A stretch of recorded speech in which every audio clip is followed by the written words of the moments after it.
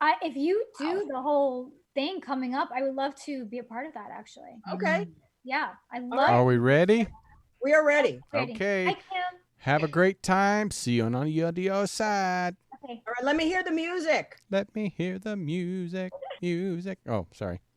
Here we go. Ooh, we lost Kim. She'll be back.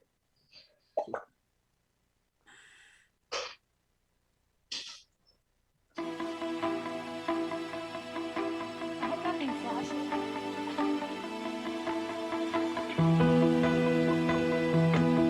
Sorry, you got it short, everybody.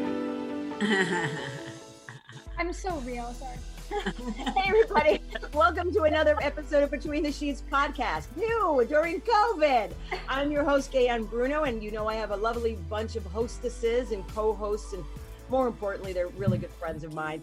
We're on the first and third Friday of every month here on the United Broadcasting Network. Don't forget to follow the Facebook page, Between the Sheets podcast. Also follow the United Broadcasting Network Facebook page. Follow me on Instagram, QTEBrat. And UBN, United Broadcasting Network, also has an Instagram page, so please follow that. There's some bubbling news going on with the network, but I can't really say it. Can I tell it, Tony, yet about what we talked about earlier? Tony's gone. Okay, probably. But any of it, let me go around the room. We have a wonderful guest tonight. I just love to bring on people to this show. Some of them are famous, some of them are in between, and some of them have to tell a story. And then with ELLE WALLACE, you get the whole package. So let me go around the room and introduce my crazy cohorts. We have Cara Noble. Hello, Miss Noble. How are you? I'm very well. Today I made mostly circles. Ooh, Ah. what is that? I'm doing a mosaic. If anyone doesn't know, Cara started out as a hobby to do mosaics, and she did beautiful Taj Mahal. And some of us have been fortunate to go to her home and see this beautiful piece of art that she created. And now she's making other mosaic things. And that table, if you don't know, it's Cara Noble on Facebook. That table was so magnificent that you did. And I can't wait to see other things that come out of cracking glasses and Yes. plates. Going to thrift stores. My two favorite things, mosaicing and thrift stores. Well, I'll tell you right now, you need to bring all the shit into your yard in some sort of confinement and have us all just go and start smashing for you. I've got loads to smash if anyone wants to come smash. If you're cross, We're Oh, smashers. that sounds like a good idea. We are good smashers. I pretty much Yes. say everyone on this call Yes. is a good smasher. Then all the way from the spiritual hinterland, Oh. we have Cheryl Murphy. Cheryl, tell us Aw. what's going on. I know I keep Yay. getting pings. You keep doing things on Facebook. Tell us. I just got off of Facebook Live. I did some fabulous readings. So I'm on Facebook Live a lot more now than ever. So that's where I am, Facebook Live. Come like my page and you'll always get notified, but I do it at least like twice a week right now. It's wonderful because so many people are on there. So I'm really building a community and it's lovely. Lovely. Well, thank you for your service. You're welcome. I mean, it's important during these times. So thank you Absolutely, for being yeah. so balanced and just an amazing soul. So thank you. You're welcome. And then from good to evil, we go to Durga McBroom. No, only kidding. I love Durga. No, I love you. Girl, you know I heart you to the moon. I know. So Durg, you still here in LA? So what have you been up to, sweetheart? I have been, actually, I started this amazing smoothie shred program where you do 75% leafy greens and 25% fruit of any kind. I like frozen berries a lot. And you put in like a quarter to a half cup of flax or chia seeds. I do like a quarter cup of chia seeds, a squirt of flaxseed oil, and then you hydrate it however you like. I use hint water because it tastes really good. And I put in all my like superfood powders and all that, I'm taking collagen and all this other stuff. I feel amazing. In 6 days, I lost 1.5 inches off my waist. Wow. Yeah. And I'm hovering between 2 and 3 pounds down. 2 weeks ago, I couldn't walk around the block without my back hurting. And like a year ago, I could do 2 miles in 30 minutes. So now, yesterday, I hopped up and I was like, I'm gonna go for a walk. And boom, I knocked out 2 miles like nothing. Nice. So Durga, what I'm going to request is maybe on your Facebook page, can you like, maybe share with the listeners your recipes? Sure. That'd be great, because I actually go through it, but you don't eat real food. It's right now just the smoothies and stuff right now. I actually am eating 1 meal a day just because to have just the smoothies, I know I should be doing that, but the meals that I'm eating are either all vegetables or you are allowed to like have a salad really, but I have a little bit of salmon or some Beyond Meat. I have not had any meat in a week, and my body likes it, so. That's wonderful. Thank you. Yep. And then, God, we haven't seen this woman's face in months. Kim, you've got a lot of catching up to do. Kimberly Sanchez, why don't you look amazing. You look beautiful. Gorgeous. I love the hair. Why don't you fill in people? Because people go, where's Kim? Where's Kim? So why doesn't Kim tell everyone where Kim is? So, I'm still working my day job, right? But I'm also attending, I signed up for an integrative health class. So it'll last for 12 months. At the end of it, I could be a health coach. I could do a lot of things with it, but I'm still really focused on and moving towards opening up a very small cafe with 20 seats outdoors, about 800 square feet of retail indoors, like biscuit mixes and homemade jams and things like that. And then, fresh flowers, things like that. And then what I want to do with it is really champion single mothers to work, to help them take care of their kids. And then I want to offer health classes for lower income people because they can't afford to eat well or buy organic or do all that stuff. And I want to help them to do the best thing they can for their bodies that they can with their income.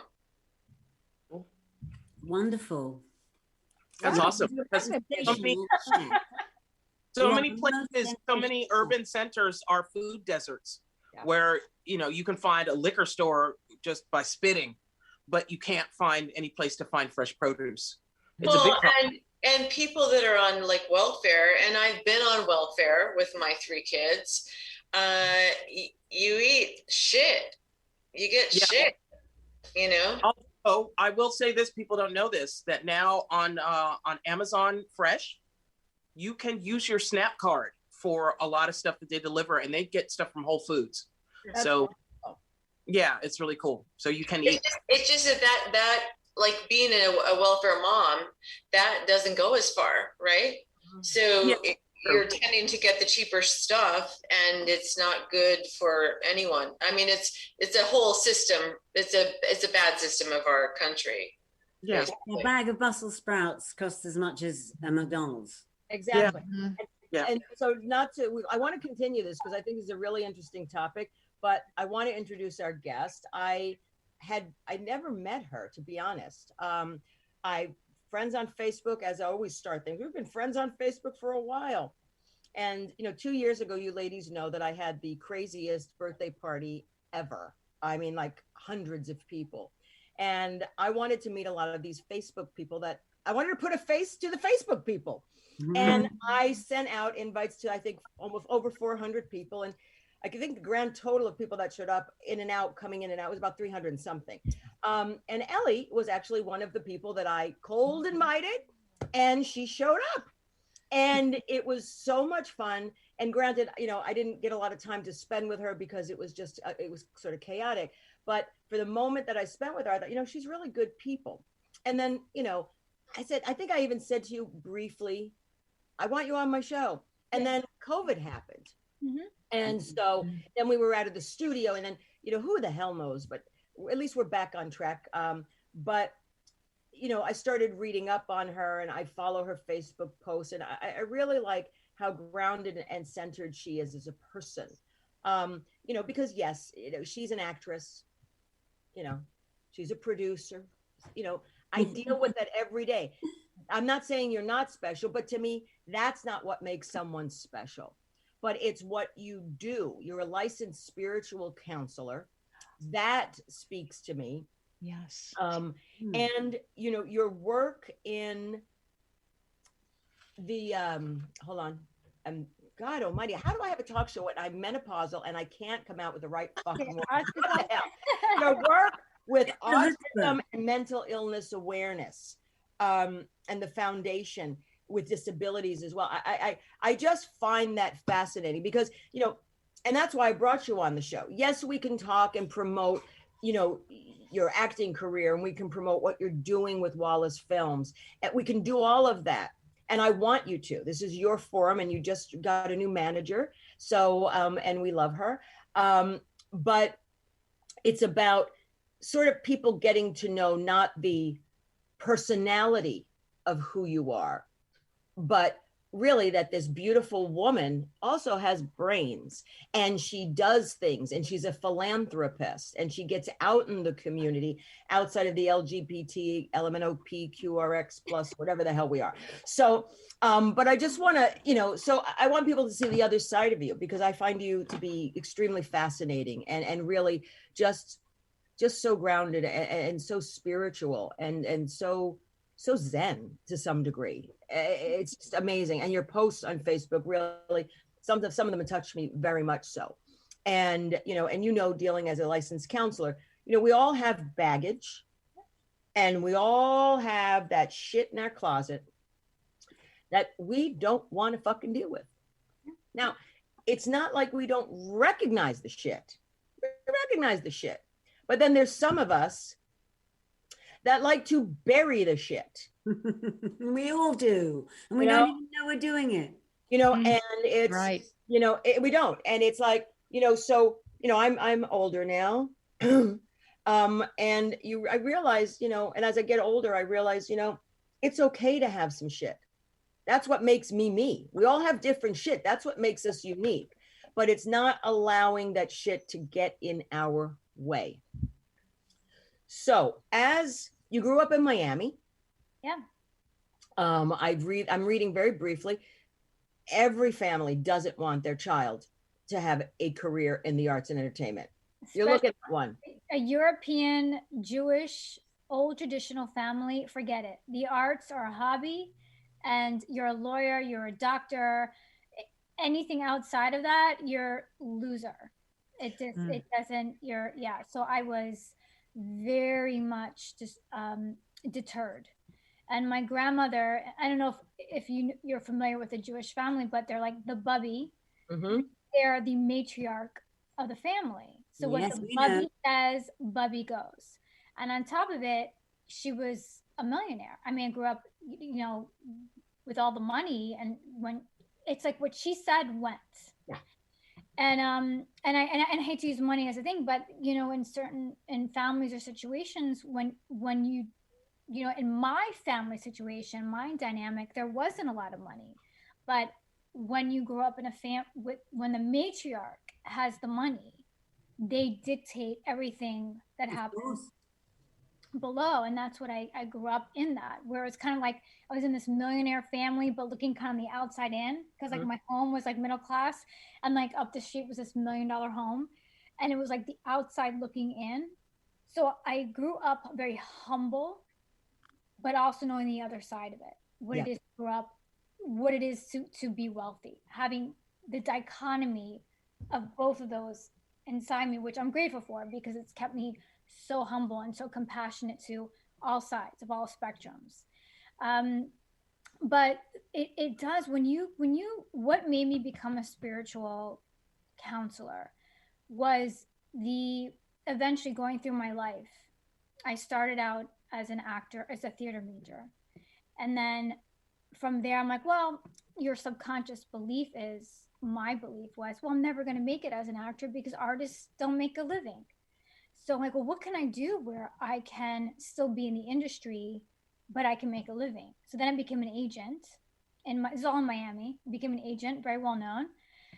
But then I was like, but I want to work with actors. So then I became a casting director. And then from there, it took, in my 20s, things blew up for me so fast. I mean, I was doing Marley and Me with Jennifer Aniston, Owen Wilson. I mean, I'm at rap parties hanging out with like the A-list stars in my 20s. And I'm like, and through my company that I created, and it was like, this is amazing. And then bam, it's all taken away from me. Because if anyone knows the film industry, there's called film incentives. Mm-hmm. So when you get film incentives in a certain state, productions go there because they can, I mean, you can knock off millions of dollars just by film incentives to do your production there. So we lost our film incentives in Florida. So meaning my company tanked. Oh. Right? That's okay. It's good. It's good. It's good. It's good because it's humbling. I had the success at a very, you know, in my 20s, and then everything kind of tapered off. And then I said, well, then I'm going to move out to LA.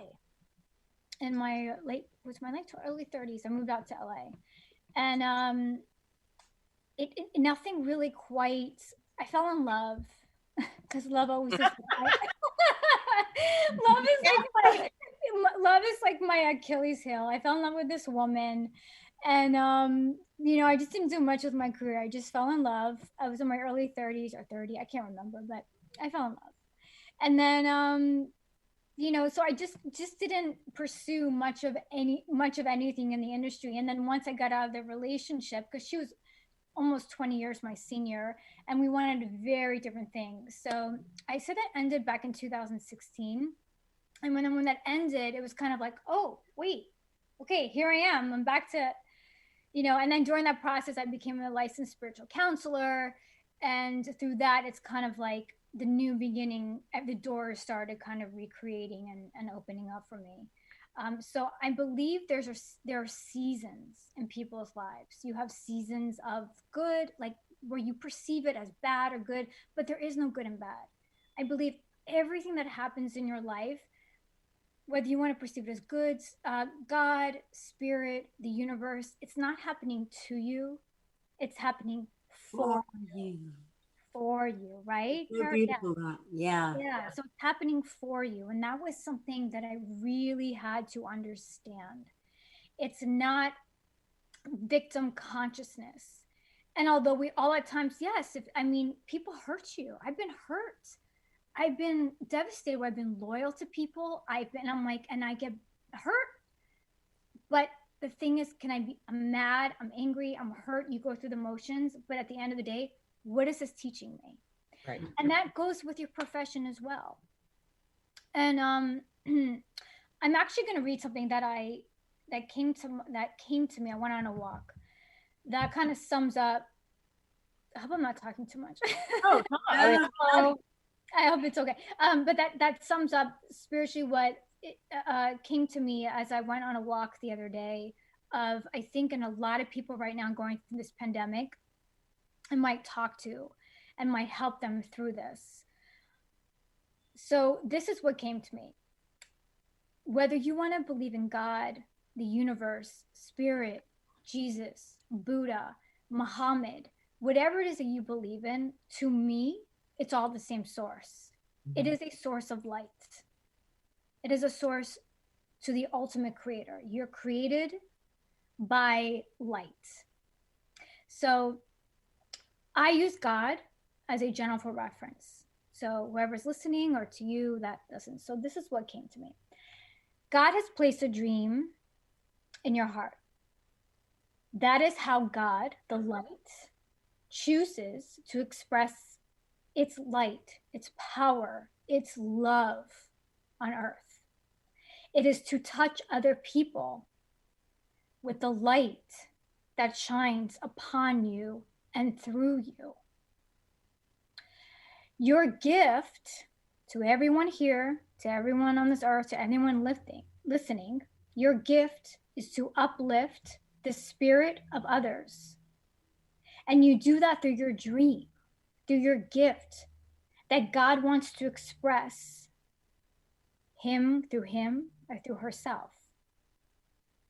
So when you don't follow the calling that is in your heart, when you are denying the light of the Creator to fully express what it was brought here to do on this earth. The light inside you, it is from the Creator for. Therefore, the dream that is inside you, it is from the Creator. So that all the people that are assigned, all the people that are assigned to be on your path, is to bring your dream to fruition. So that the light shines brighter and bigger and bigger and bigger. And then everyone comes together as one to create that dream.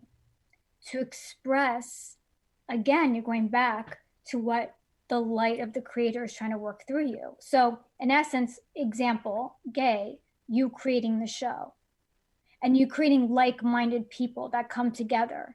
So whether it's one person that listens, 30 people listens, thousands of people listens, it doesn't matter. In this moment, you are creating a light. You are creating a consciousness that is speaking to people in that moment.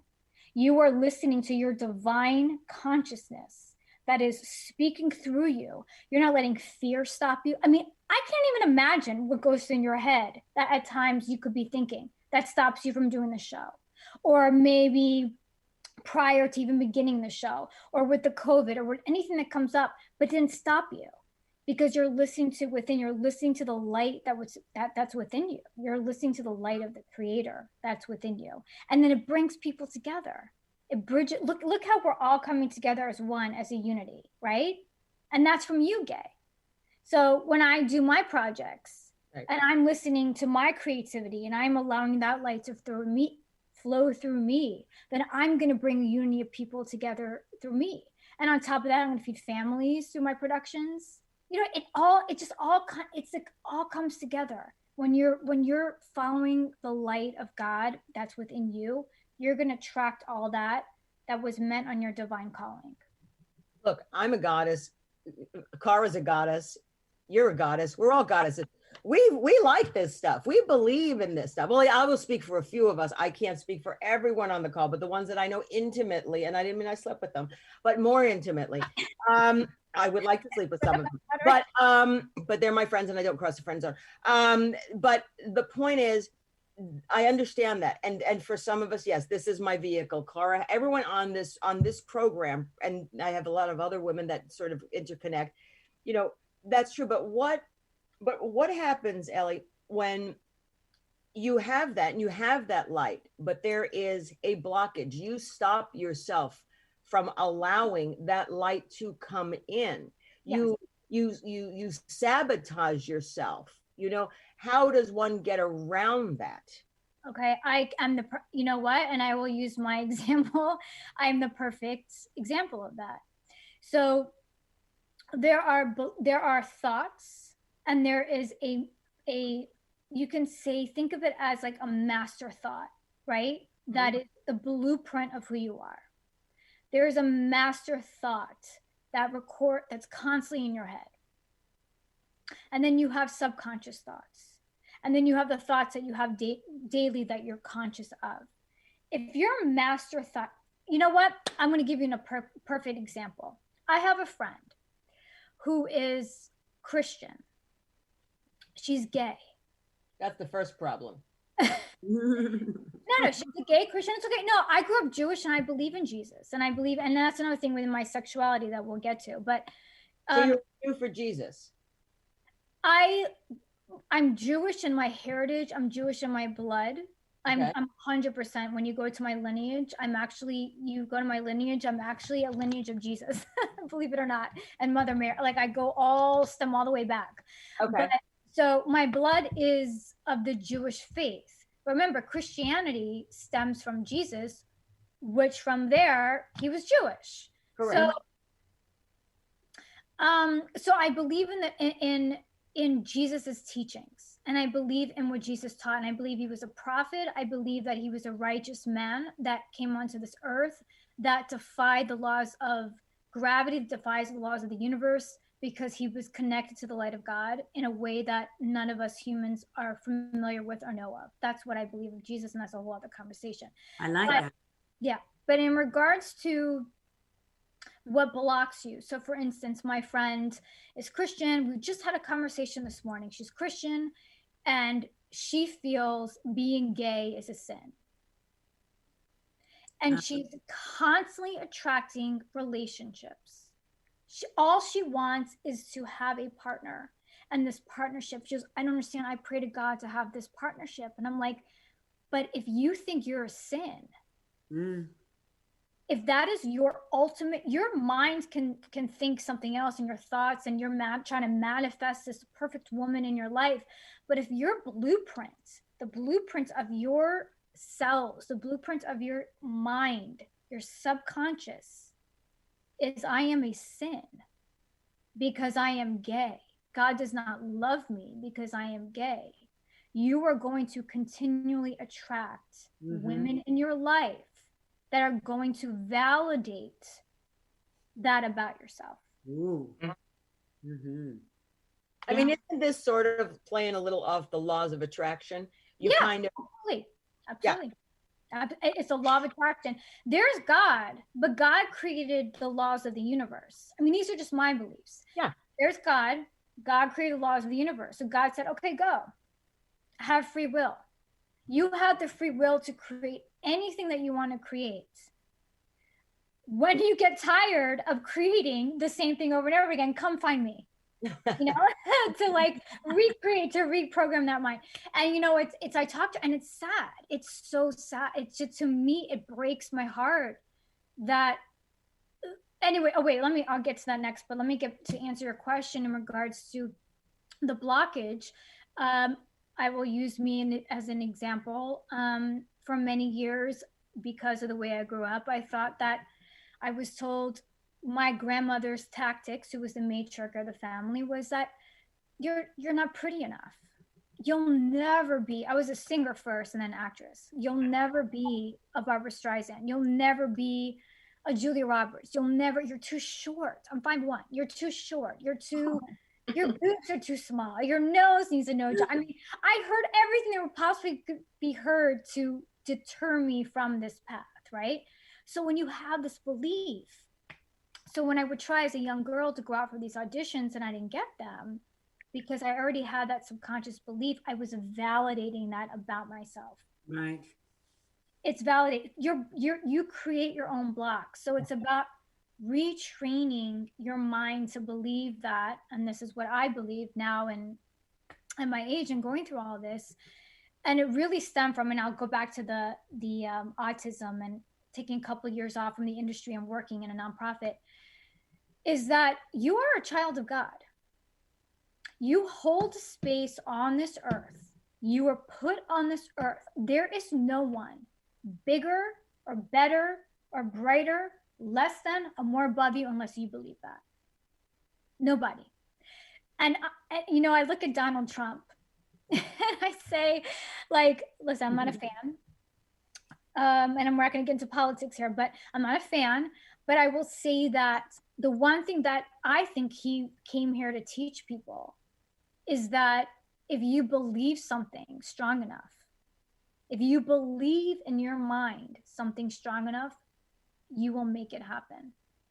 How does a reality star, a real estate mogul that's pretty much bankrupt and corrupt, becomes the president of the United States?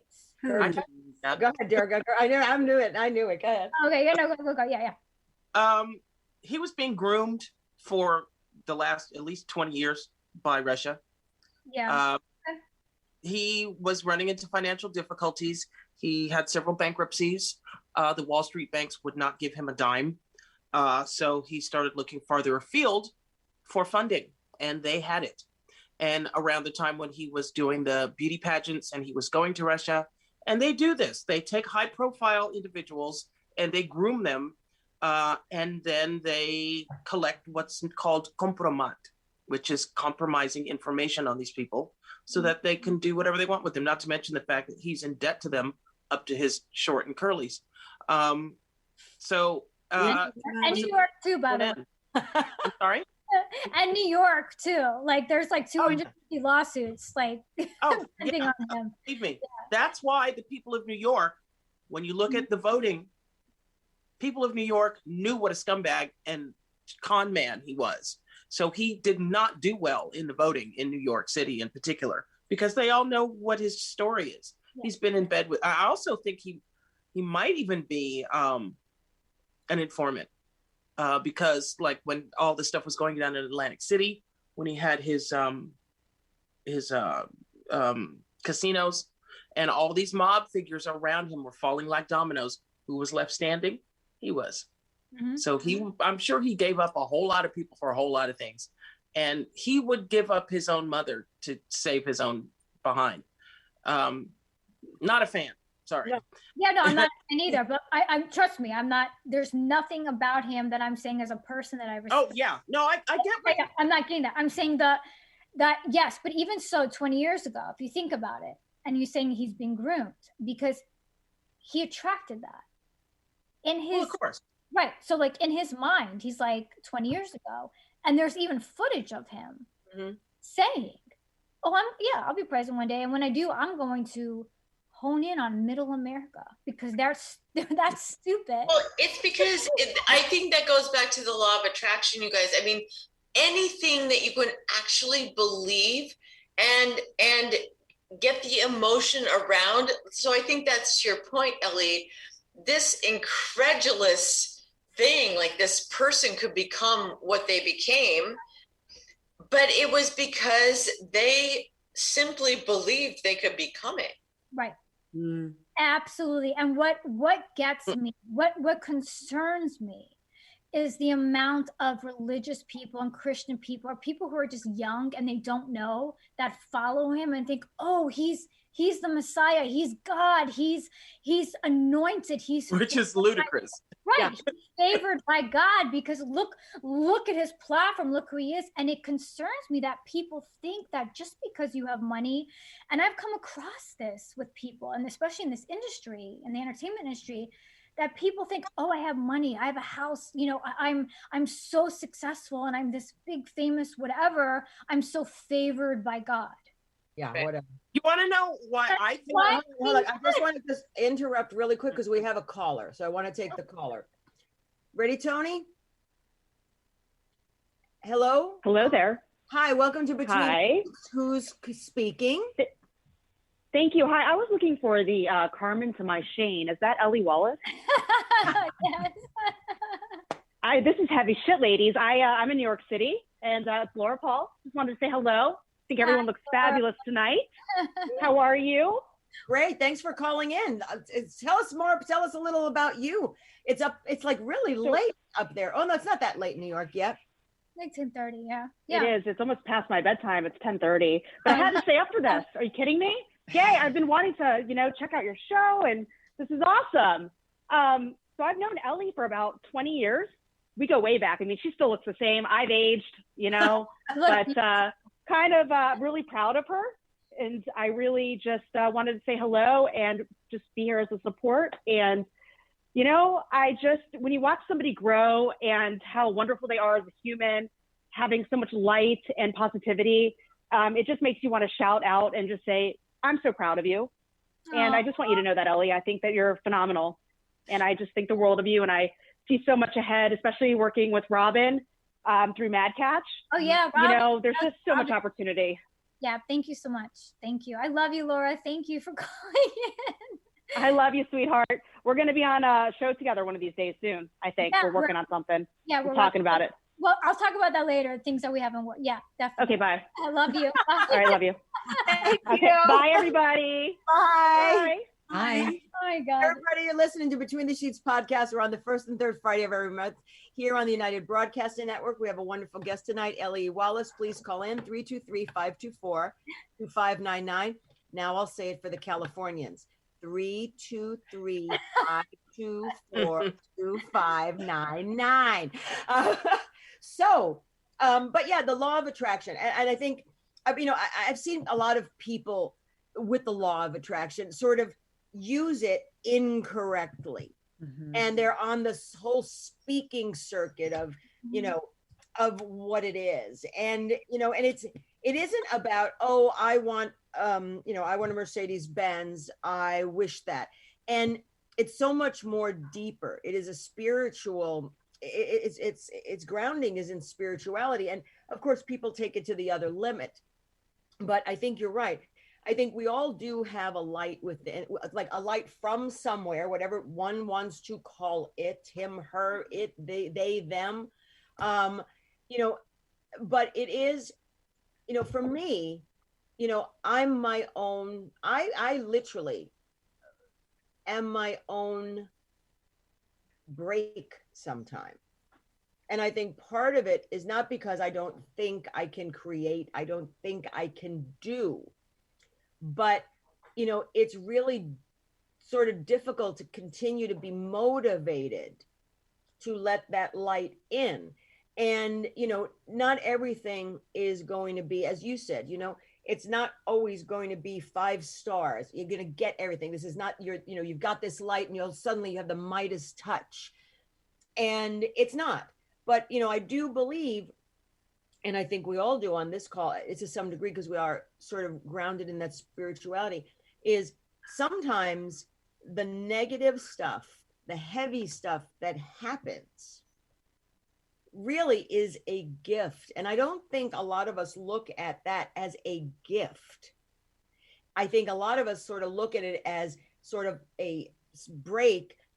And then we sort of, even if we're moving forward, you know, 1 or 2 or 3 things that they get in our path to stop us, we then have that self-doubt to sort of pick up, brush off.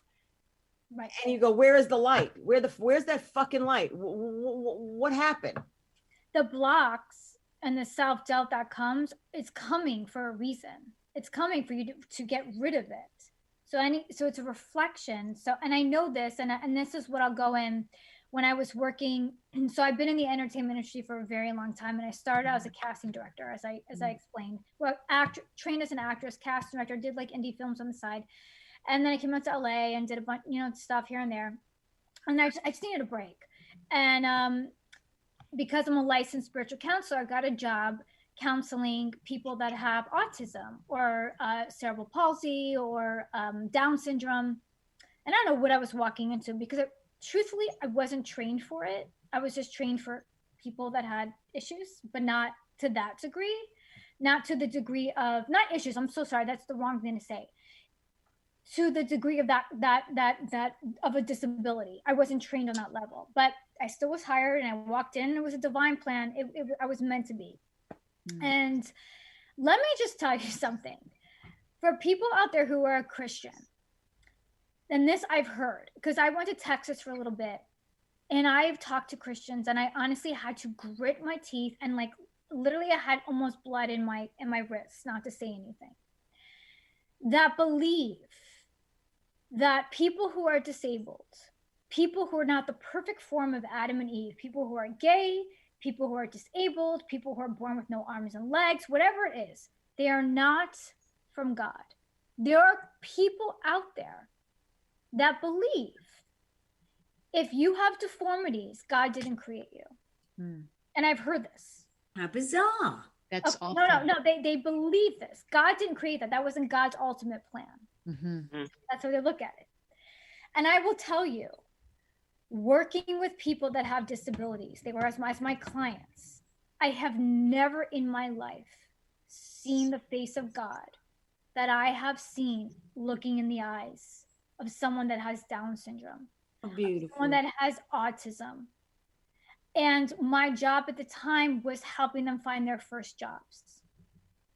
And they are the most beautiful people. And we would go and I would make, my thing was to make connections with people in the community and employers and businesses to try to get them hired. And there were many times they didn't get the job. I would be more upset than they were. They would look at me and say, "It's okay, I'll get the next one." I'm like, what? And it would happen over and over, sometimes 20, 30, 40 times before they would finally get that job. And let me just tell you something. When they get the job at Vons or they get the job at the 99-cent store, it'd be like winning an Emmy, winning an Academy Award. To them, calling them their mom or dad and saying, "I got the job." It was like the most rewarding, humbling. It was like it's just perception, one, and two, how beautiful and innocent, and three, how we perceive rejection. Yeah. And it shows you how you are when you have privilege. Right. As opposed to people who don't. Exactly. Exactly. I'm going to take another break here. We have another caller. Yeah. Hello. Welcome to Between the Sheets. Who's calling? Hi. My name is Glam. Hi, Glam. And hi, how are you? First of all, I just want to say it's the first time I've ever seen your show. This is beautiful. And I'm watching it because I just recently met ELLE. Hi, ELLE. And I just want to say that I'm like totally blown away by the human being that she is. She is such love, and she is such light, and she is such peace. And in the short, I'm going to cry. I'm verklempt. In the short time that I've known, yes, I'm sure you can tell I'm also from New York. I totally hear it. 63 years young this week, so hallelujah. And I have learned in the short time so much from ELLE. We are very like-minded in our belief system, and I'm also a Christian who was raised, I'm completely Jewish. My line is such a hot mix of so many different things of what I am in my heritage. And I struggled with exactly what she talked about, being a gay Christian. And it was recently that I came to terms with that, because I actually was a pastor. I am an ordained minister. And all I want to tell you is this is a story in itself. I'm not here about me. I just want to let you know that that beautiful, tiny, petite little woman that's sitting there with you has impacted my life in a matter of one day, because I met her through a friend who introduced me and said, you two have to speak because you have such a like spirit. And I just want to say it's such a blessing that you have her on, because she's the real deal. What she says is real, but she lived it. And ELLE, I am so blessed to know you. So proud of what you're doing out there. And the rest of you women, you are beauty to my eyes. I just came back to the community 3 years ago. I will not call myself other than a lover of women, because I march for rights so that people could be who they are. Good. And I'm proud of where our community came to. I was in the lifestyle at 16 and came back recently. So thank you so much, Gaye, for showcasing such wonderful people. And I just want to validate right now that this woman changed my life in one day. Well, thank you. And you know what? You know, we've had two New Yorkers, and you know, I'm from there too. And New Yorkers only tell the truth. You can't bullshit bullshitters. And so you just can't. So thank you for calling. Thank you for watching. And I appreciate your support. Thank you so much. Thank you. Thank you so much. Have a wonderful night. Bye-bye now. Bye. Bye. Oh, that's so sweet. She was lovely. She is such an amazing person. Yeah, that's very, very sweet, very kind. I don't remember. Oh yeah, so just about the people that with disabilities, that there's just so much. They just taught about rejection, and that's where I came full circle. Was there's always a plan. There's always divine plan that is set for your life, and I had so many setbacks prior to 2000. I can't remember when I started that job. I did it for a couple of years. It was just recent. But I did it for a couple of years. And prior to that, there were so many setbacks. And I couldn't understand why nothing was happening. And it's because I needed, we were talking about Gaye with blocks. How beautiful is that God sent me these angels to teach me about rejection, teach me about gratitude. It's through them I learned, because of the upbringing that I had. And that's talking about blocks. It's about your subconscious beliefs. And as soon as I started Preach. Let it go, and to Preach. let it kind of like give it to God, just give it to above and say, okay, I'm not going to identify with this, but I know I need help. I know that this has been ingrained in my mind for so many years, but I'm going to allow it to show me how to rewrite the story in my mind. And that's what it's about. So when you're confronted with blocks, it's for you. It's not against you. But ELLE, how do you think that you came to find your purpose? Because I think a lot of us struggle with, like, is this the right path? Is that the right path? How do you do that? Okay. And I can explain this hopefully I can explain this easily. I try to define myself as one thing. That was my roadblock. I thought I had to be one thing. Because in the 50s, the 40s, 50s, it was always about, oh, you go to a factory and you work. Oh, you're a secretary. Oh, you're a lawyer. Oh, you're this. And some people are just creative.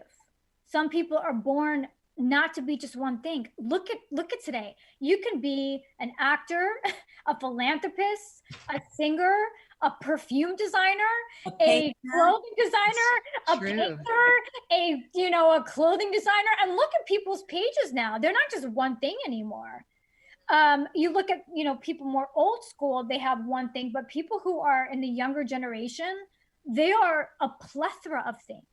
Even if you're a doctor, you're oh, but I love to paint and I love this and I'm all this. There's not just one thing anymore. And I feel like one thing is not trying to categorize yourself as one thing, that you have to be one thing. 2, that your income has to come from one way through that one thing. Is to be open to abundance, is to be open to sustenance and say, I am open, universe. I am open, God, to whatever you want to flow the money in my life.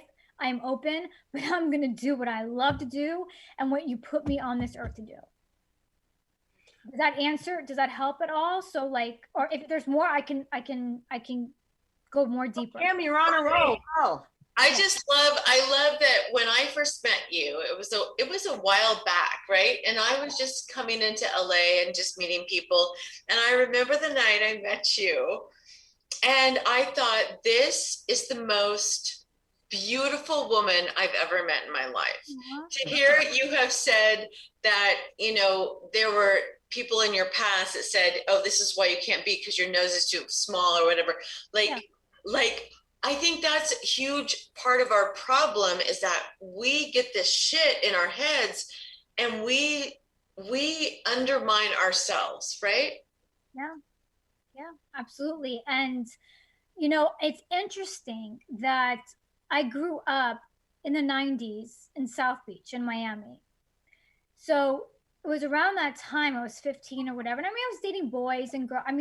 But it was around that time, 15 or 18, I can't remember. I remember watching Rosie O'Donnell on an interview with Barbara Walters and her explaining, I think I'm gay, and her explaining her coming out. I'm like, oh, shit. Can I say shit? Yes. I'm like, oh yeah, please. I was like, that's me. That describes me having sex with a guy. I'm like, well, this is all there is, really? Like, come on, or just hearing YMCA in my head, just to get it over with. Or, hearing Barbara Streisand songs in my head to can we please get this over with? Thinking of Broadway, anything about the sex that I was enduring. And, and then I realized I'm like, I think I'm gay. And I was a teenager. But I grew up in Miami. So in the 90s, when Madonna was coming out with Exotica, she was dating Ingrid Casares. Liquid Club, and it was Versace, and that's where I grew up. And that my high school. Hey, Kelly, I DJ'd at the Liquid Club. Shut up! Oh my God, I probably saw you. I was 15. I lived in Miami in the mid 90s too. Oh, you did? Okay. So yes, you know what I'm talking about. It was just if you were gay, it was not looked at as bad. So I never felt the backlash until I entered the entertainment industry. Oh. Never. Really? Yes. Oh, yeah. So I thought, okay, well, I have all this crap in my grandmother. And then I have all this stuff. Well, if you're gay, forget it. You have to hide who you are. You have to denounce it. No way. And I finally so I didn't. So I never really pursued the whole acting thing. And then, I mean, when I did get parts or I did get things, it was either through friends or it was or if I got approached from so many gay directors when I moved out here. I can't even tell you, to be in gay LGBT stuff. And I didn't do it because I was giving all the advice of, if you do LGBTQ, now it's plus, XYZ. XYZ, yeah. You're done. Don't do it. So I didn't. I was so petrified. So I didn't. So I did I did other stuff behind the scenes. And I finally, I was approached recently for this really big movie. And I was going to be a major part of it. I'm not going to talk much about it because I don't want to, I'm all about, it's not important. Mm-hmm. But it would have definitely given me, it would have put me in a different bracket because of all the times that I kind of held back. Mm-hmm. And then they looked at my IMDb, they looked me up and they said, "Oh, you're gay." Or "Are you gay? Like, what's your thing?" And I never publicly came out as gay. I mean, my friends know, my family knows, people in the community know. And I said, "I am." And this just recently, this recently happened. I said, "Yeah, I am." And they said, "Well, you can't be gay because of the material of this particular thing." What? You can't be gay. Wow. Lawsuit. No, I can't. One, I would never do a lawsuit. Right. And I just it's not important. They're too big for me to even do a lawsuit. And not even too big, but two, just morally, I wouldn't, because if that's their mind frame and if that's the way they're thinking, I don't even want to be a part of it. But they're also lower. They're on the lower vibrational scale. But it's a huge. I mean, it's repped by one of the #1 agencies in the world. I mean, this is huge. And I had to sit with myself and I had to say, all right, what's your next step? Why are you here? What are you doing? What do you have to teach here? I know that I'm a spiritual teacher. I know that I'm here for that purpose, but I also have passions. So what am I here to exude? What am I here? What is the light of God coming in here to express itself? How, what form? And then when that happened to me, I prayed about it and the role was taken from me. And they said, "You can't do it if you're gay. You have a choice. You either are gay or not." And I've been in a relationship where the person wasn't out. Yeah. And I know what that feels like to be in the closet. Mm-hmm. I know what that feels like to hide who you are. And I said, well, what if I do this movie and I'm with somebody and I have to hide them and I have to hide me and I have to do to me what I do to that person? And then how am I really being authentic to who I am, my whole path and everything? And I said, you know what? I'm making a choice right now. I'm gay. And I'm releasing it to you, God. And this is who I am. I said, no. I said, that's fine. Then I won't be in the movie. And I forfeited something that really could have propped my career. And I let it go. And then out of nowhere, this amazing woman, her name is, it's Mad Couch Entertainment, through Laura, who you spoke to, came into my life and said, be gay, be who you are. Her name is Robin. And she's like, be gay, be who you are. And let's go. Let's do this together. Absolutely. Yeah. The bigger picture, the bigger picture, right? Being true to who you are opens up opportunities. Yeah. And right? It's not about me. Wait a minute. Yeah. Wait a minute. I've got to jumge in here. So we were talking earlier about how and why Orange Holio came to power. Orange Holio, the freaking Cheeto. Yeah. And I look at what's happening in so many different areas right now. We've got the Me Too movement, and then we had all the George Floyd protests, and then meanwhile, just blatant, unless you just want to live with your head in the sand, an administration that is full of white supremacists. So there's all these different areas where a very nasty, ugly side to our humanity is being exposed. And a lot of people don't want to look at it. A lot of people were like, oh, we elected a Black president. We're not racist anymore. La, la, la. in my little world. I don't need to pay attention to this crap. And then you're inundated with the image of George Floyd with it being his neck being knelt on for 8 minutes and 46 seconds. Yeah. And you can't ignore that. And I'm saying to you, obviously you have your reasons. I understand. I respect that. I could not personally, if somebody told me you have to deny who you are if you want this part, I would have blown them up like Mount fucking Vesuvius. You know why? Because we cannot keep accepting that those people who shape public perception and run social media and run the entertainment industry are dictating to the world what normal is supposed to look like. Because we're seeing now more than ever, more people are coming out as gay or bi or, LGBTQ plus. And all these people have been hiding. Absolutely. For millennia. And now it's time. It's like, no, you don't get to tell me that. Who the hell do you think you are? Fuck you.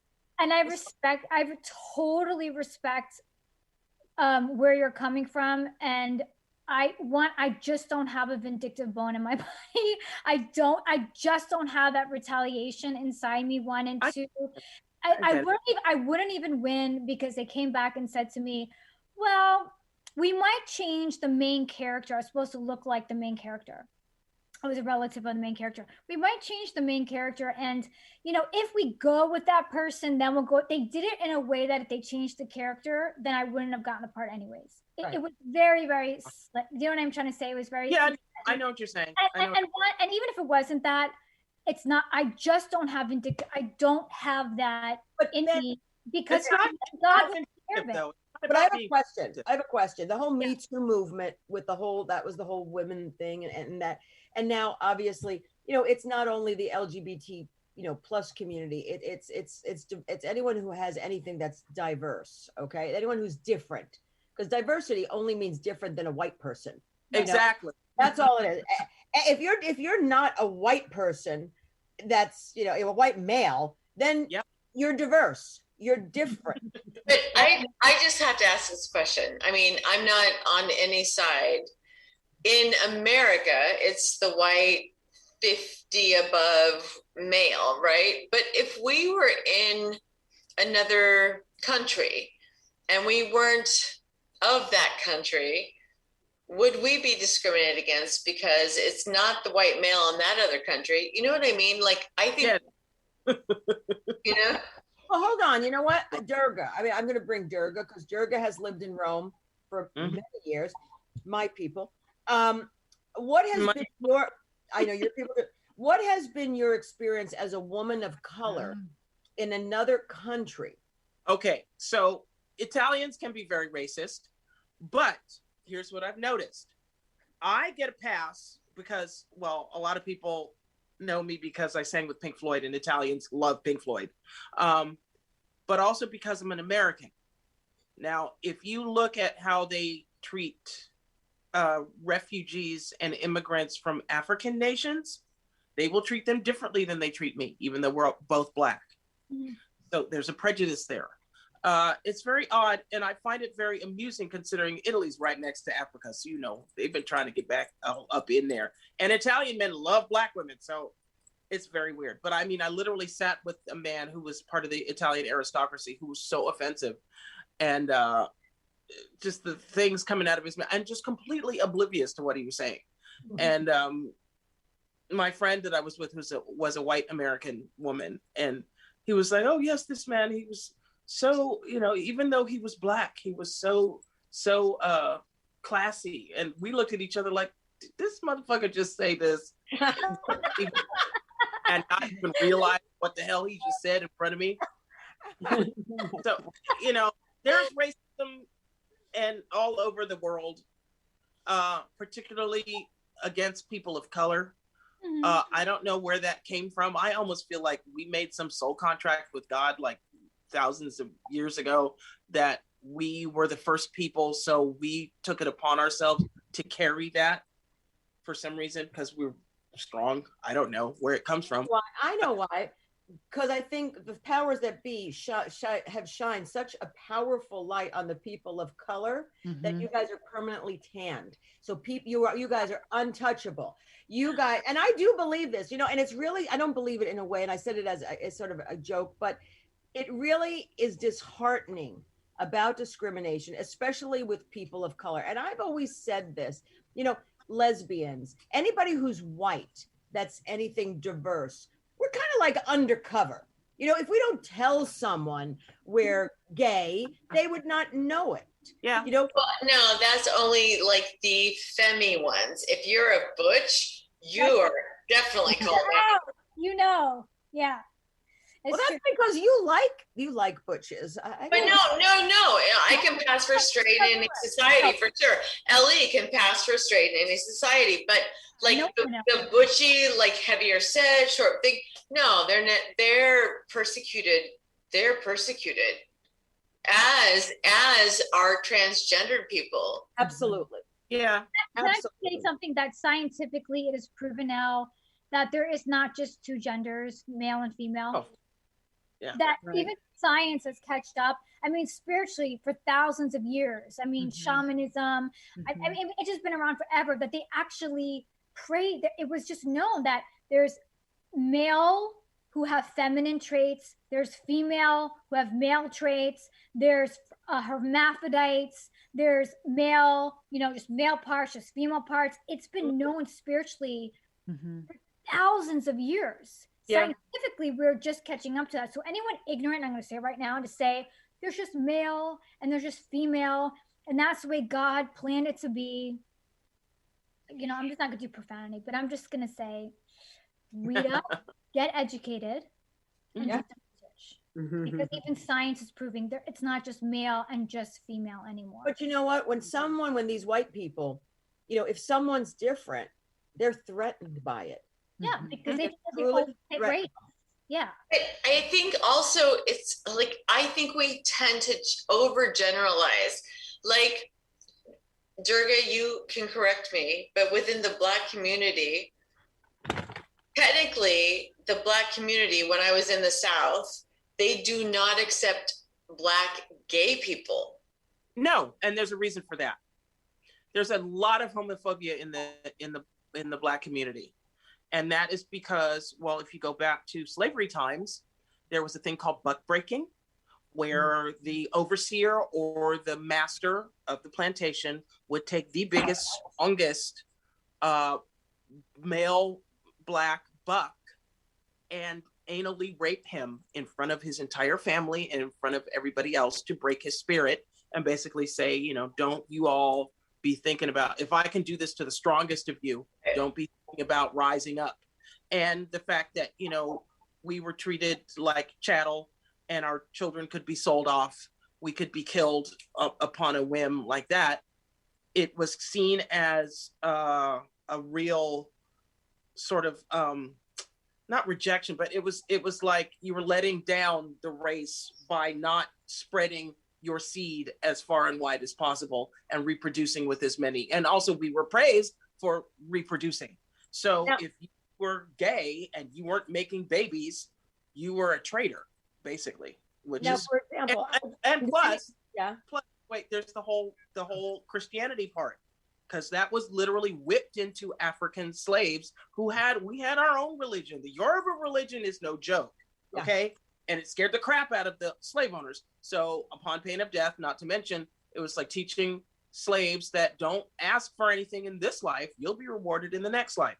And that's where a lot of the homophobia came from as well, is from the church. Now, has anyone seen, I mean, first of all, Audra Day did an amazing performance. Yes. Versus Billie Holiday. And the song Strange Fruit. You know, I mean, I love Billie Holiday. I always loved Billie Holiday. And, you know, I did not know sort of the whole controversy around that.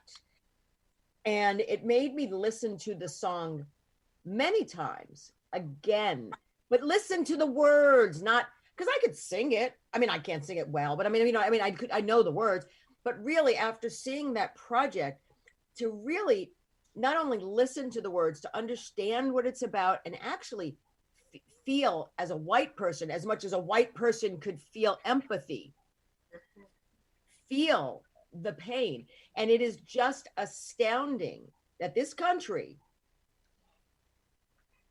not only with Billie Holiday, there were a lot of blacklisting along the way, but that they decided to do this to people because they were scared, or, you know, I remember the inciting of the Negroes, you know, Jesus Christ, why wouldn't the Negroes be incited? Look what the fuck you people, your predecessors and your predecessors and your predecessors' predecessors did to them. It's kind of really, I know we're supposed to be proud to be American, but with a past like that, I think we all should be very aware and carry that embarrassment to some degree, and awareness with each and every one of us, was said never to forget. But even with the proud to be American, like, we came in and literally wiped out the Indian nations, all of them, not just one, all of them. And they're on these little tiny plots of land where they can be Indian. Like, wow, we fucked up, yo. But we did this for every indigenous culture that was in any country, island, or whatever. The Christians came in and, you know, Christianized them, took their religious beliefs, emasculated, you know, I mean, embarrassed, just degraded this whole community and these whole people, these indigenous people who actually, they were the first ones to be here. Absolutely. So when I hear about a wall, I get disgusted. Not just that, but like, even with the Christian community and how it's just taken out of context.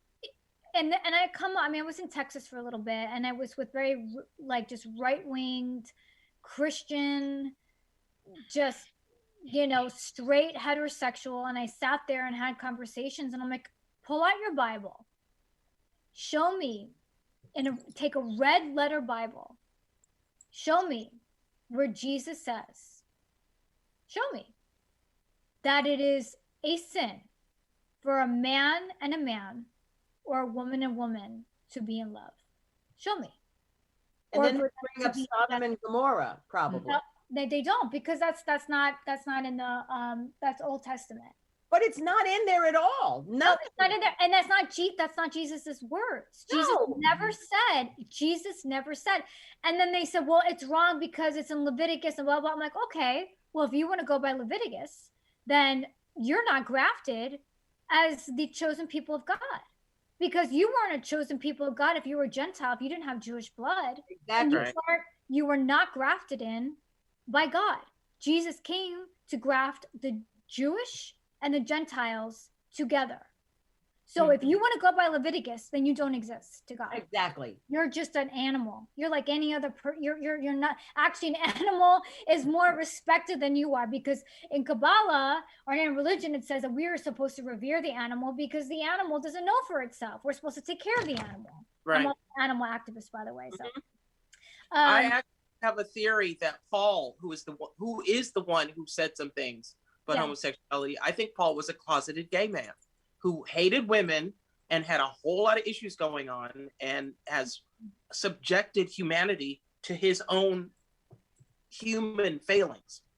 Durga, that would be an amazing movie. We need to talk. Yeah, okay. That would be, I got a lot of them. That would be incredible, actually, that theory. But even with, I mean, we've talked about diversity, you know, through, you know, color, skin color, through whatever, you know, and, you know, it's horrific as well, you know, and I'm gonna bring up the Jews. Let's face it. Not let's face it, but you know, that you know, they're white. I mean, their skin color, you know, all Jews, that pretty much we're, you know, that I was gonna say we're white because all of a sudden I've become a Jew, but I mean, we're white, and yet they were persecuted on their religious beliefs. And what that, I mean, like, you go Hitler, for me, you go Hitler, you go Trump. I mean, you know, Hitler got away with shit. If Trump would have given, Trump for me, all the way back then would have would have probably instituted what Hitler put in. But it's really very sad that people, you know, like I just can't understand. Like, why do people think what Hitler did was okay? Nobody thinks that, surely. No, Yeah. I mean, you got some stragglers, but like, That's some stragglers, but I'm not talking right now. Now we all are horrified by it. Yeah. But back then, right. It's you know what, Gaye? It's like 100 years from now, people are going to say, how did people actually think what Trump did was okay? Exactly. I mean, it's going to be the same thing. I mean, I do have a karmic thing that I thought of, that please don't, I'm a Jew and I don't believe anything that happened in the Holocaust was okay. I mean, I have relatives that were, I mean, it's not okay. And there's no justification for that, what had transpired. But on the big whole, because if you look at it, I mean, everybody that understands that the past, the present, the future, even Einstein, you know, like time is relative. So if you put all of it together, and there is no past, no future, no present, you put all of it together, and there's the omega, the beginning, the middle, the end, and everything is one big picture, right? And then you start breaking it apart, and you look at the Pharisees back in Jesus's time, and the Pharisees brought Jesus to the Romans for him to be persecuted. And you look at the Pharisees as Jews and thinking they're superior. And then you have Hitler come into power and do the same thing to the people of the Orthodox community. Now, I'm not justifying Hitler's actions. So please don't take that. I'm just saying things as a basic of a whole. You know, I do believe in reincarnation. I do believe in that there's a just God. There's a just universe, that there's nothing that is seen, that is not done, that is not corrected. And maybe, you know, people always look at, and let me finish this first topic. I have such ADD. I can have like 5 conversations and then come back to this. I can have 5. I got the ADHD. Yeah, I can have conversations with all of you and then like be able to like, and then come back to the circle. So sorry. My brain just goes like this. But so what I'm just saying is that there is a karmic blueprint that I mean, we take sections, but if you look at everything as a whole, the past, the present, you know, and you put everything together as a timeline, and you look at that, and if you were to go back in that time with the Pharisees and how they turned their backs against Jesus, and how they turned it back against their own people, their own Jews, how they thought, like, you know, if you were of the priesthood of this level, you had to work your way up. And then for Hitler to come and say, well, you know what? You're not worth crap. And again, I'm not saying this is right, what transpired. I don't believe in eye for an eye. I don't believe in that. But there's always a balance within the universe. There's always a balance that transpired. So whatever, for instance, you take Trump, present day, whatever Trump has put out into the universe, into this country, there's a balance that's going to transpire, that's going to counteract that at some point. And that's why it's just like invoking faith that everything that has some sort of balance, even in your life as an individual, as a collective whole, everything comes full circle. Everything. There's nothing that is not seen by the universe, by God. Remember, think about that. We are specks of sand in the entire universe. You don't think that there's something of an intelligence that knows our heart, that knows our mind, that knows our intentions, that knows our life, that is somehow guiding us, that is somehow... Google. Yeah. Google. Yeah. So anyway, so it's just there's like, and I'll finish up with that.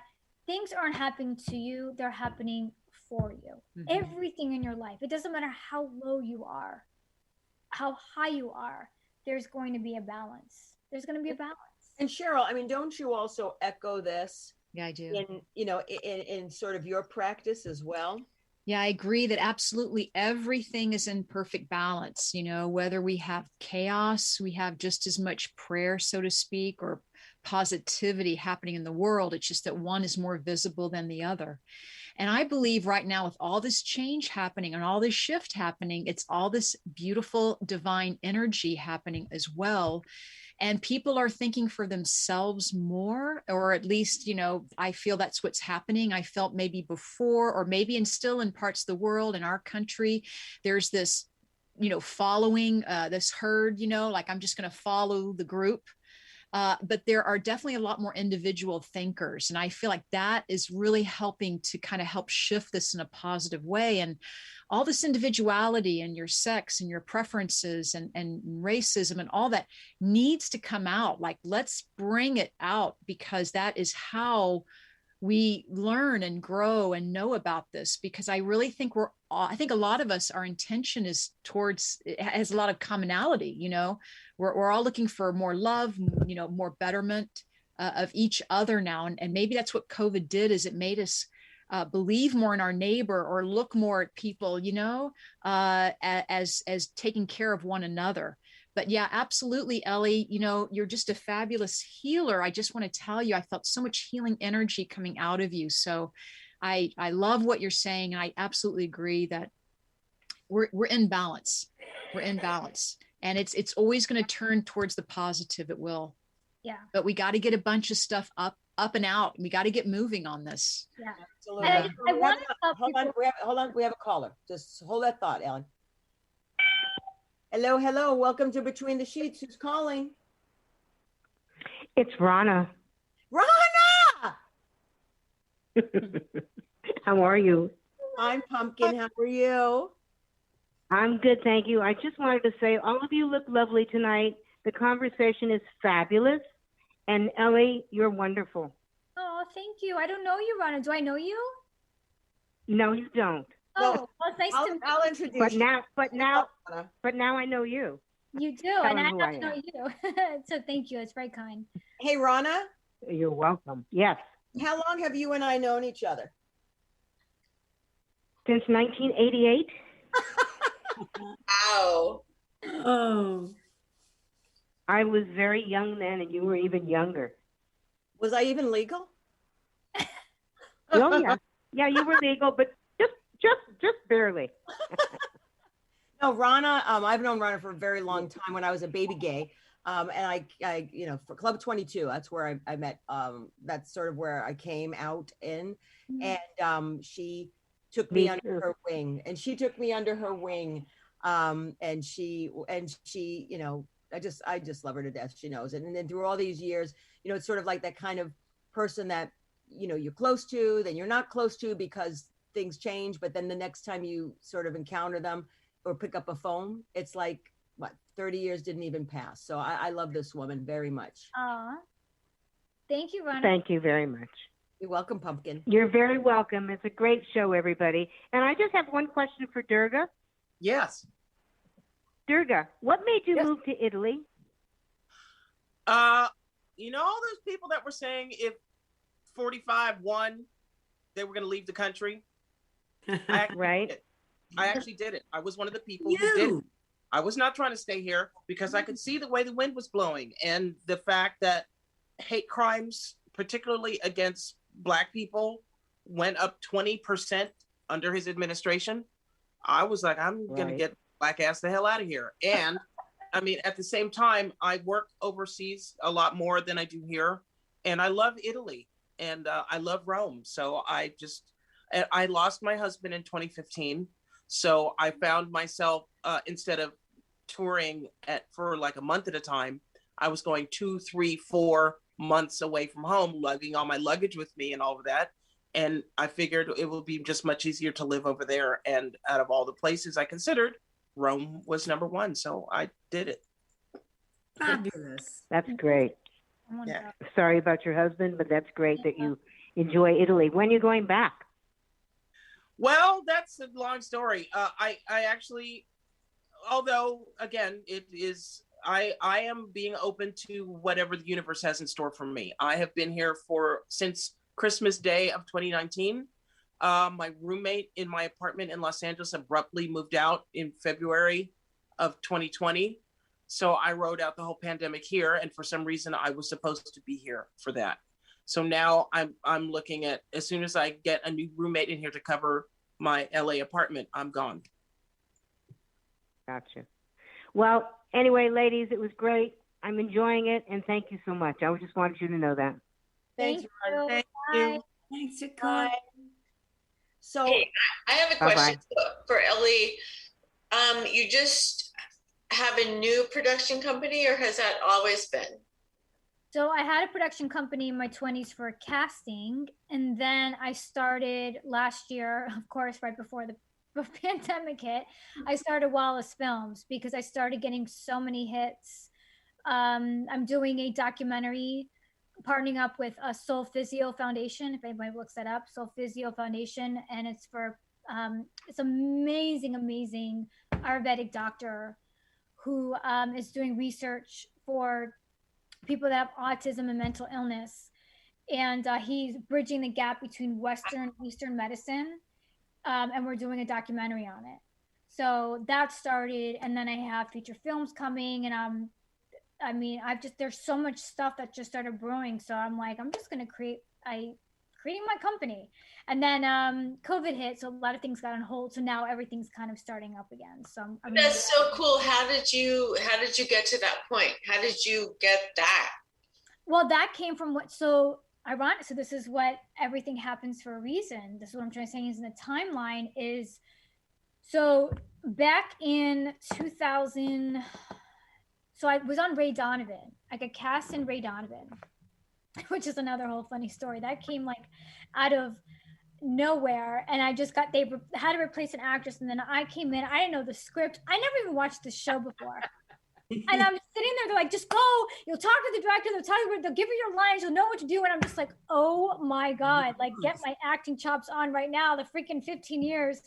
Whew, I hope this comes. So I'm like, I didn't even know the show. I never watched the show. And I walk into set and I'm just sitting there waiting around. And this guy, and I'm like, dude, you're from Scream. I didn't Lab Schreiber. I've never watched the show. This, what's his name? Lab Schreiber. I didn't know he was the main star of it. So I'm just talking, like I'm talking to all of you, and I'm just like, dude, you're from Scream. Oh my God, I love that movie. And he's like, looking at me like, what?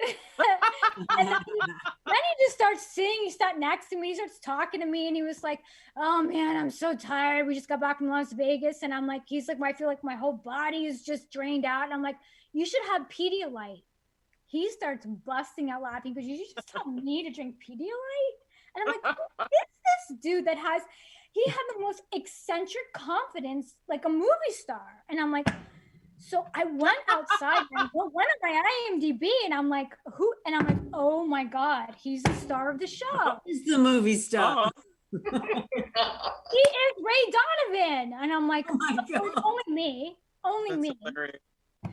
I bet he loved you though, right? Yeah, no, he was awesome. We totally hung out. I mean, it was cool. And then like I came back a second time and I was supposed to come back for the next season. And then they killed off my husband. So I'm like, okay, God, thanks a lot. You know, so it's things like that, like things get started and they stopped. And then I had this thing with Julie Louis-Dreyfus I was supposed to do. And then she got breast cancer. So Veep stopped. And I was like, seriously, God, like what is going on here? So, and then from there I went into working because I had a spiritual counseling license. And I'm like, I just need a break. God's telling me something. I'm going to move in a different direction. And then for 2 years, I ran a nonprofit and I worked for people with autism. And then through that, after 2 years, this guy contacted me because he saw I had all these credits in the film industry and I had experience in autism. So he reached out and said, would you be interested in producing this documentary that I'm doing? Because I have the knowledge of autism, plus I have the knowledge of, so then that's how that happened. And then, I don't want to name names yet just because nothing's solidified yet, but a really huge LGBTQ film director reached out to me. And I'm in negotiations right now for a show that I'm going to be doing and then 2 films. And then I'm just like, you know what, I'm just going to do it. I've done it in my 20s. I'm going to do it again. And I'm just going to come back even stronger. You know, I was a little nervous about it. What are you focusing on? Like acting or producing or directing or all of it? I come full circle to explain that you don't have to be one thing. So you do not, that there's 2 things I want to impart that I've learned in my years. One you do not have to define yourself as one thing. You can be, look at Barbara Streisand, you can be an actor, a singer, a director, a philanthropist, a freaking cook, an author. If you have gifts in all that area, God bless you. Go with the light and let it out to the world. Be that. That's one thing I will say. So that's what my production company is about. I'm very highly focused. Of course, I'm going to prop my LGBT community because I will always support who I am and the community that stands. I will always lift that up. Disabilities and my things that the movies that I'm doing and the things that I'm in, it will always center around somehow lifting up the underdog. Somehow stories that create that. That's what I'm focused on. The underdog, people that don't have a voice, and giving them a voice. And the second thing I really want to impart that I really had to learn from my own experience of growing up in a family where there's spiritual abuse. Just because you have a friend or you have someone that has more money than you, that has more power than you, does not make them more favored by God. If anyone is listening, if this reaches anybody, your intention as to why you do things, what is behind your intention, will be blessed. But just because someone has more money, a bigger house, a better car, does not make them valued or higher in the place of God. God doesn't look at us that way. He look at us as beings of light, and the light and the love that we bring to the world. There are people that have nothing, and they bring such love and light to each other and to the community than people who have masses of money and wealth, and they're just ugly people. Absolutely. And there's people who are rich that are the most beautiful, enlightened people. I mean, and there's people who are poor that are horrible people. I mean, what I'm saying is that just don't value what people have and what they don't have as what your worth is in this world. You are put here on this. If you're on this earth, you have something to learn. If you are on this earth, if you are breathing on this earth, you have something to learn. You were put here to learn something. So there's no one, not even Oprah, not even anyone. As long as you're breathing, your breath on the earth, you are learning something. Ellie, do you think that if we're meant to learn something we didn't learn in this life, we're coming back? Yep. But I do think it's your choice. And I also believe, I mean, it's a whole other conversation. I believe in other galaxies, other civilizations, ETs. Me too. Yeah. Of course. And we're not the only ones here. So I think, yeah. Believe it or not to cut anyone off, but do you believe an hour and a half has passed? Yeah. And I could go on and on and on with this. Ellie, I would love to have you come back on. Absolutely. I mean, just to continue. Yeah, let's talk about spaceships. You know, Yeah, I love it. and you know, and she, you know, you keep bringing breath. If you're breathing, if your breath, and you know, the Sanskrit word or the Sanskrit is prana, and you know, and I think anything, as long as you can breathe, as long as you are able to take that breath, you can create and you can be. Yep. So, you know, I think we're all just powerful, beautiful women. Tim, I know you are a chef, but I know you are not only defined by a chef. You have so many other beautiful, creative qualities. Cheryl, you know, you're not only defined as a medium. You know, it starts with what's in here, and that happens to be how you do it, but you touch everyone's lives in many other things. Durga, through song. Kara, through your voice, you do voiceovers. You know, you touch people with the characters that you bring life to, and your mosaics bring joy. Me, I've got a big fucking mouth. So, I mean, you know. You make people feel gay. You make people entertain people. And look what you've created. Yeah. You know, and Ellie, I mean, just. And I just have to say, you connect us all, which is an amazing thing. It really is. Yes. That's a gift in itself, Gaye. Thank you. You know, I'm all about inclusion, because when you've been excluded, It's horrible. When you've been excluded, when you've been on the other side of whatever, you totally swing back the pendulum the other way, because I never want to have anyone feel the way what I allowed them to make me feel, because you can only give somebody permission. You give people permission to treat you, to behave poorly to you. And that is about the work that you have to do for yourself, because we are all, as you said, ELLE, beautiful souls. We are all unique. We are here for a purpose. There is no one to sit there and squash us down.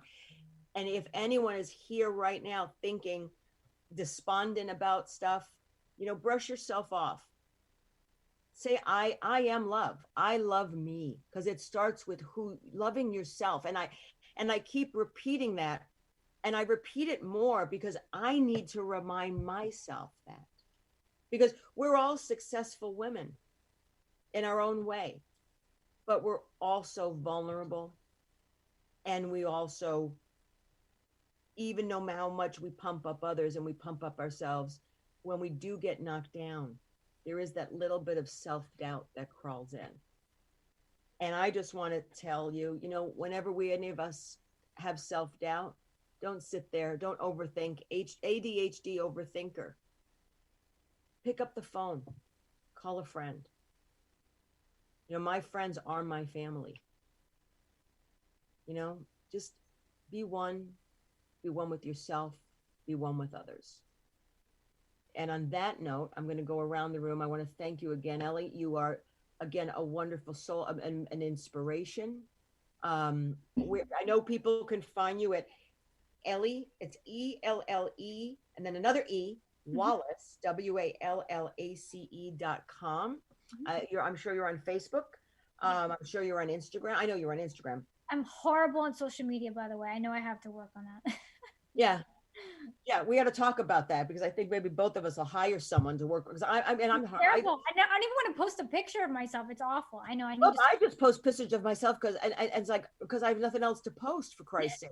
And you've got to keep the social media going. But I just want to say thank you so much for joining us. Thank you for being on Between the Sheets. It's an honor to have you. I'd love to have you back. Pop on anytime, like when you're available, just call me. We're on the first and third Friday of every month. Yes, that was a plug. Here on the United Broadcast there at 7 p.m. Pacific. Cara? Yes, I'm Cara Noble on Facebook, so you can see I've made a selection of tables recently. But I'm also, I know that you remember, I think Kim was on the show when we had Jonathan Asley on the show, and he wrote a book called What the Heck is Self-Love Anyway? And I'm narrating it right now, and it's a really great little book with many of the messages that Elle gave us today. I'm on chapter 10. So that's what I'm up to this week. Well, thank you. Cheryl Murphy. You guys, my website is mediumcheryl.com. My Facebook page at Medium Cheryl, same with Instagram, Medium Cheryl. So yeah, always find out what I'm up to. I'm on Facebook a lot right now, so I'd love to see you all there. Thank you, Cheryl. Durga? Durga McBroom. You can find me on my personal page on Facebook, my fan page on Facebook. On Instagram, it's Durga Diva. Twitter is at Mrs. Durga McBroom. And also on Facebook, look for the McBroom Sisters Facebook page, where you can find a link to Black Floyd, which is the album that my sister and I released in the last couple of months, that features some Pink Floyd covers and some originals written with some of the members of the touring band. Wonderful. Do that now. And Kimberly Sanchez. Yeah. Hey, y'all. So what I'm doing is I'm building. My catering company is Sweet Dixie Kitchen, and there's underscores there. But yeah, I am actually not anywhere. So boring. Let you know next time. And ELLE, once again, I know people can find you on the website, but do you have your handles on wherever media you're on? It's just and it's my name, ELLE Wallace. That's it, at LE Wallace, and you'll find me. Well, I didn't want to make it about me, but I'm just really quick before we leave. I studied with Uta Hagen as well. Oh, you did? Yeah. I mean, as you were saying your past, that's why we have to talk online, because there's a lot very similar. I mean, I know I'm 10 years older than you for sure, at least. I could be more. But we had parallel paths. So I want to hook up with you later. Absolutely. And not tonight, obviously, but at some point. But again, I want to thank Tony or Christian, whoever's working the boards, everyone Between the Sheets podcast. I am so thankful and grateful and in gratitude. The abundance of just love and joy that even through the Zoom, you know, it's like sort of like this energy passing back and forth like this rubber band. So I thank you for watching. I completely just appreciate you. And first and third Friday of every month, QTE Brett on Instagram. Between the Sheets podcast. I got my first COVID shot. I hope the second one I don't get sick. But in any event, please be well. Love each other. I know it's all this stuff, but I truly mean it. Love each other. There is a light. Believe in yourself. Love yourself. And as always, my friends, thank you. Namaste. Namaste. Love you, Cam, by the way. Bye. Bye, Gaye. Love you guys. Thank you. Thanks, Ellie. Good to see you, Ellie.